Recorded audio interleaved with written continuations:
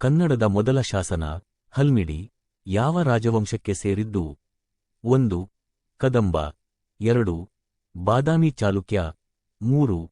ಹೊಯ್ಸಳ 4. ರಾಷ್ಟ್ರಕೂಟ. ಸರಿಯಾದ ಉತ್ತರ ಕದಂಬ. ಹಲ್ಮಿಡಿ ಶಾಸನವು ಅತ್ಯಂತ ಹಳೆಯ ಕನ್ನಡ ಲಿಪಿ ಶಾಸನವಾಗಿದೆ. ಶಾಸನವು ಕದಂಬ ರಾಜವಂಶದ ಕಾಕುತ್ಸವರ್ಮನಿಗೆ ಸಂಬಂಧಿಸಿದೆ. ಈ ಶಾಸನವು ಕರ್ನಾಟಕ ಹಾಸನ ಜಿಲ್ಲೆಯ ಪ್ರಸಿದ್ಧ ದೇವಾಲಯದ ಪಟ್ಟಣವಾದ ಬೇಲೂರಿನಿಂದ ಕೆಲವು ಮೈಲುಗಳಷ್ಟು ದೂರದಲ್ಲಿರುವ ಹಲ್ಮಡ್ ಗ್ರಾಮದಲ್ಲಿ ಸ್ತಂಭದ ಮೇಲೆ ಪತ್ತೆಯಾಗಿದೆ ಮತ್ತು 450 ಸಿಇಗೆ ಹಿಂದಿನದು. ಹಲ್ಮಿಡಿ ಶಾಸನ ಮತ್ತು ಮರಳುಗಲ್ಲಿನ ಚಪ್ಪಡಿಯ ಮೇಲೆ ಕೆತ್ತಿದ 16 ಸಾಲುಗಳನ್ನು ಒಳಗೊಂಡಿದೆ. ಸಕಲೋತ್ತರಪಥನಾಥ ಎಂಬ ಬಿರುದು ಪಡೆದವರು ಯಾರು? ಸಸಂಕ 1. 2 ಹರ್ಷವರ್ಧನ 3 ಲಕ್ಷ್ಮಣಸೇನ 4 ಧರ್ಮಪಾಲ.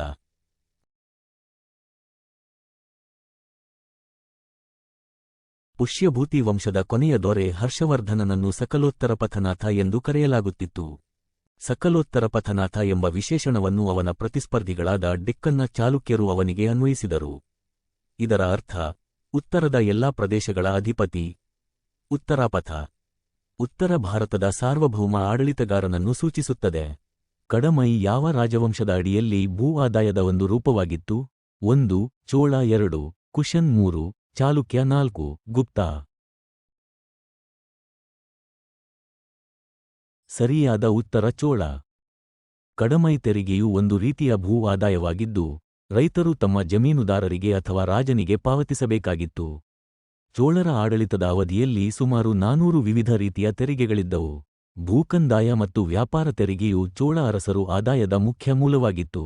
ಭಾರತದಲ್ಲಿ ಬ್ರಿಟಿಷ್ ಆಳ್ವಿಕೆಯಲ್ಲಿ ಬ್ರಿಟಿಷ್ ಸಂಸತ್ತಿನ ಸದಸ್ಯರಾದ ಮೊದಲ ಭಾರತೀಯ ಯಾರು? 1. Gopal Krishna Gokhale 2. C Rajagopalachari 3. Dadabhai Naoroji 4. J. B. Kripalani. ಸರಿಯಾದ ಉತ್ತರ ದಾದಾಭಾಯಿ ನವರೋಜಿ. ಜುಲೈ 6892 ರಂದು ದಾದಾಭಾಯಿ ನವರೋಜಿ, ಲಿಬರಲ್ ಪಕ್ಷದ ಅಭ್ಯರ್ಥಿ, ಕಠಿಣ ಹೋರಾಟದ ಚುನಾವಣೆಯಲ್ಲಿ ಗೆದ್ದು ಬ್ರಿಟಿಷ್ ಸಂಸತ್ತಿಗೆ ಚುನಾಯಿತರಾದ ಮೊದಲ ಬಿಳಿಯೇತರರಾದರು. Dadabhai Naoroji, grand old man of India 1867.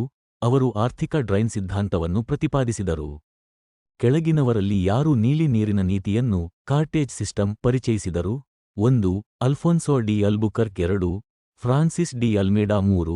ನಿನೋ ಡ ಕುನ್ಹಾ 4. ಇವುಗಳಲ್ಲಿ ಯಾವುದೂ ಇಲ್ಲ. ಸರಿಯಾದ ಉತ್ತರ ಫ್ರಾನ್ಸಿಸ್ ಡಿ ಅಲ್ಮೇಡಾ. ಕ್ರಿಸ್ತ ಶಕ 1505 ರಲ್ಲಿ ಫ್ರಾನ್ಸಿಸ್ಕೋ ಡಿ ಅಲ್ಮೇಡಾ ಭಾರತದಲ್ಲಿ ಮೊದಲ ಪೋರ್ಚುಗೀಸ್ ಗವರ್ನರ್ ಆಗಿ ನೇಮಕಗೊಂಡರು. ಹಿಂದೂ ಮಹಾಸಾಗರವನ್ನು ನಿಯಂತ್ರಿಸುವ ಕೇಂದ್ರೀಕೃತ ನೀತಿಯನ್ನು ನೀಲಿ ಜಲ ನೀತಿ ಎಂದು ಕರೆಯಲಾಗುತ್ತಿತ್ತು. ಹರಪ್ಪ ನಾಗರಿಕತೆಯನ್ನು ಯಾವ ವರ್ಷದಲ್ಲಿ ಕಂಡುಹಿಡಿಯಲಾಯಿತು?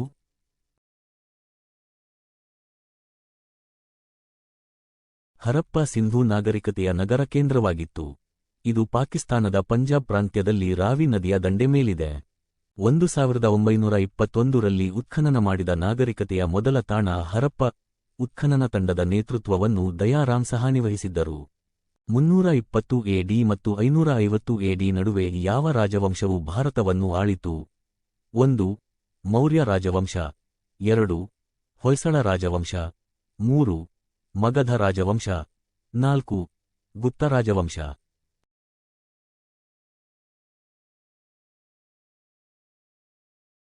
ಗುಪ್ತ ರಾಜವಂಶವು 320 ಎಡಿ ಮತ್ತು 550 ಎಡಿ ನಡುವೆ ಭಾರತವನ್ನು ಆಳಿತು. ಗುಪ್ತ ಸಾಮ್ರಾಜ್ಯವನ್ನು ಶ್ರೀಗುಪ್ತರಿಂದ ಸ್ಥಾಪಿಸಲಾಯಿತು. 4ನೇ ಶತಮಾನದ ಸುಮಾರಿಗೆ ಮಗಧದಲ್ಲಿ ಗುಪ್ತ ಸಾಮ್ರಾಜ್ಯವು ಉದಯಿಸಿತು ಮತ್ತು ಉತ್ತರ ಭಾರತದ ಹೆಚ್ಚಿನ ಭಾಗವನ್ನು ಆವರಿಸಿತು. ಗುಪ್ತರ ಕಾಲವನ್ನು ಭಾರತದ ಸುವರ್ಣಯುಗ ಎಂದು ಕರೆಯುತ್ತಿದ್ದರು. ಬೌದ್ಧ ಧರ್ಮಕ್ಕೆ ಸಂಬಂಧಿಸಿದ ನಾಗಸೇನ ಮತ್ತು ಮೆನಾಂಡರಾಯ ನಡುವಿನ ಸಂಭಾಷಣೆಯನ್ನು ಯಾವ ಪುಸ್ತಕದಲ್ಲಿ ದಾಖಲಿಸಲಾಗಿದೆ? 1. ಮಿಲಿಂದ ಪನ್ಹೋ 2. ಪನ್ಹೋ ಮೆನಂದ 3.